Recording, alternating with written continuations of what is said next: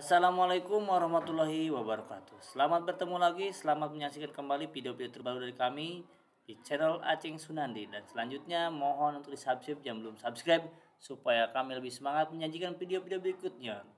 Kali ini saya akan membahas tentang pelajaran 4 untuk materi kelas 5, yaitu bulan Ramadan yang indah. Itulah judulnya.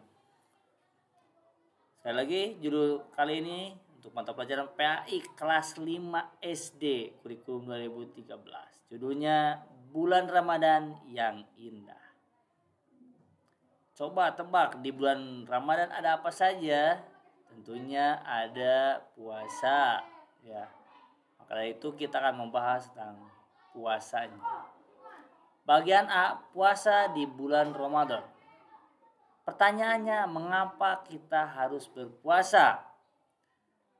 Jawabannya adalah karena kita mempunyai perintah dari Allah Subhanahu wa taala dalam Al-Qur'an surat Al-Baqarah ayat 183 yang bunyinya, A'udzu billahi minasyaitonir rajim.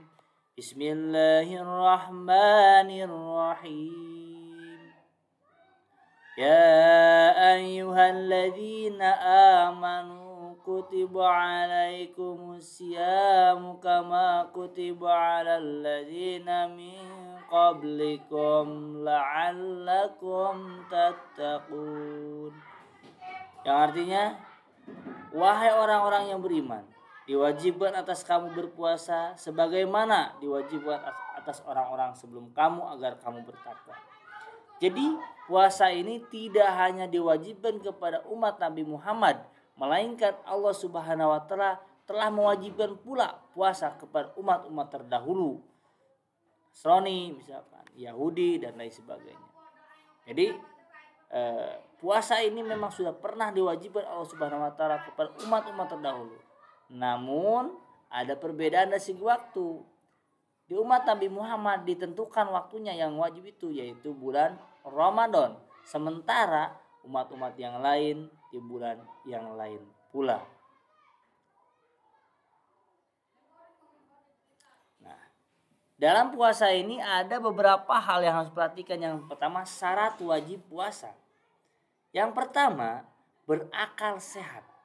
Artinya orang yang gila, orang yang hilang akalnya tidak wajib berpuasa di bulan Ramadan, gitu ya. Jadi kalau ada orang tidak berpuasa, mungkin salah satunya adalah orang yang tidak berakal, gitu ya. Yang kedua, baligh atau dewasa. Artinya orang baligh ini atau orang dewasa ini sudah wajib berpuasa. Kalau tidak dengan sengaja dan tanpa alasan yang lainnya, maka ia berdosa. Yang ketiga adalah orang yang kuat berpuasa. Kenapa menjadi syarat wajib? Karena ketika tidak kuat, misalkan sakit dan lain sebagainya, tapi bukan tidak kuat disengaja ya, tapi kuat berdasar alasan medis misalkan, maka dia tidak wajib berpuasa. Selanjutnya adalah syarat sah puasa. Coba lihat ini, nomor pertama, Islam. Apakah orang non-Islam boleh berpuasa? Boleh. Namun dari segi kesahannya menurut agama Islam mereka tidak sah berpuasa. Jadi salah sah puasa pertama adalah orang yang Islam atau Muslim. Yang kedua adalah berakal. Nah, tidak gila atau tidak dalam berpengaruh dalam minuman keras misalnya. Yang nomor 3 adalah mumayyiz, yaitu ideng ya, atau cerdas, dapat membedakan antara yang buruk dan yang baik, antara yang putih dan yang hitam. Nah, itu mumayyiz ya. Kemudian yang keempat adalah suci dari haid. Ini khusus untuk wanita. Ketika perempuan sedang haid, maka dia tidak boleh berpuasa, bahkan tidak sah puasanya. Pak, gimana kalau misalkan seorang wanita sedang puasa kemudian di perjalanan puasa itu atau waktu puasa itu misalkan jam 8, jam 10 dan sebagainya, sebelum waktu buka dan setelah waktu sahur, nah maka puasanya batal. Maka oleh karena itu kalau misalkan seorang perempuan sedang berpuasa kemudian datang haid, maka dia wajib membatalkan puasanya karena puasanya tidak sah gitu ya. Kemudian nomor 5 adalah suci dari nipas. Ini juga khusus perempuan. Apa itu nipas? Dan apa itu haid? Apa bedanya? Nah, kita bahas dulu nih. Haid adalah keluarnya kotoran dari kemaluan perempuan yang usianya minimal 9 tahun. Artinya ketika ada perempuan 9 tahun keluar kotoran darah dari kemaluannya, maka itu adalah darah haid. Kemudian apa itu nipas? Nipas itu adalah keluarnya kotoran atau darah setelah melahirkan. Nah, itu waktunya bisa ada 3 tipe itu. Yang pertama majatun, satu kecirotan gitu, keluar anak, keluar darah langsung, beres. Ada yang begitu. Kemudian ada juga yang galibnya, yaitu 40 hari. Nah, maka 40 hari ini perempuan itu tidak usah sholat, tidak usah puasa. Ketika misalkan itu di bulan Ramadan misalkan. Kalau sholat kan tiap hari gitu. Itu tidak usah puasa, tidak usah sholat, tidak wajib. Juga puasa sama. Selanjutnya adalah rukun puasa. Rukun puasa ada berapa coba? Nah, ada 2. Yang pertama adalah berniat, yaitu menyengaja puasa Ramadan. Waktunya setelah matahari terbenam sampai sebelum terbit fajar sidik. Nah, nawaitu saumal wadi an adai fardisari Ramadana hadihi sanati fardulillahi ta'ala. Begitu. Saya niat berpuasa untuk esok hari dengan niat menjalankan perintah Allah karena Allah Subhanahu wa taala, gitu ya. Jadi niat ini adalah salah satu rukun puasa, wajib hukumnya laksanakan niat di malam hari. Gimana kalau nggak niat? Berarti puasanya tidak sah. Tapi dia wajib menahan diri dari makan dan minum, disebutnya ngeker ya, imsak gitu kan. Jangan sampai karena kita tidak niat puasa, akhirnya dia makan di pinggir jalan, makan di rumah yang ada orang berpuasa, itu tidak sopan. Ya. Yang kedua adalah menahan diri dari segala yang dapat membatalkan puasa, dari mulai terbit fajar sampai terbenamnya matahari, sampai datangnya waktu buka gitu ya. Jadi 2 rukun puasa ini harus dilakukan, harus dilaksanakan oleh seorang yang berpuasa di bulan Ramadan.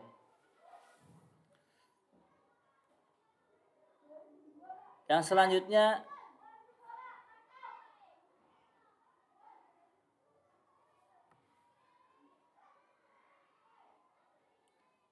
hal-hal yang membatalkan puasa. Ada berapa? Coba hitung. 1, 2, 3, 4, 5. Ada 5.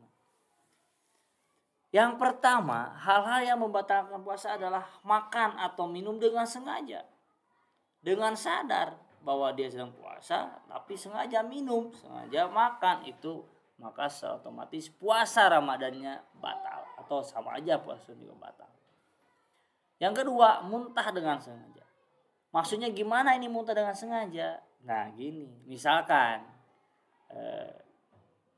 kita suka lewat salah satu jalan ketika mau ke sekolah misalkan, atau mau ke mana, ke pengajian misalkan.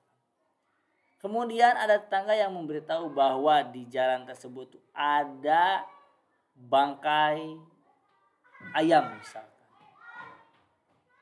Sementara kita itu kalau lihat bangkai pasti muntah. Dan ada jalan selain itu untuk menuju ke sekolah misalkan. Tapi dia sengaja melewati sana, kemudian dia mencium bau bangkai ayam tersebut dan akhirnya muntah di sana. Itu adalah salah satu contoh muntah yang disengaja. Jadi otomatis puasanya batal. Yang ketiga, datang bulan atau haid atau melahirkan. Nah, ketika tadi sudah singgung ya. Ketika seorang perempuan sedang berpuasa, kemudian datang haid atau melahirkan, secara otomatis puasanya batal. Gimana kalau memasang kehendak untuk berpuasa sampai terbenam matahari? Ini kan kurangnya 10 menit. Nah, itu untuk menguji keimanan kita kepada Allah Subhanahu wa taala. Kalaupun misalkan kurang 2 menit, kurang 10 menit, ketika datang haid otomatis batal, maka harus diganti puasanya di waktu yang lain, disebutnya adalah qadha. Yang keempat adalah hilang akal atau gila. Nah, misalkan ada si A itu sedang puasa, kemudian mendadak gila karena mendengar kabar suatu hal gitu, gila sejam, itu batal. Dan apalagi kalau gilanya seterusnya gitu kan, gitu ya. Jadi salah satu yang membatalkan puasa adalah hilang akal atau gila. Gimana kalau hilang akalnya tidur? Oh enggak, kalau tidur mah tidak membatalkan puasa.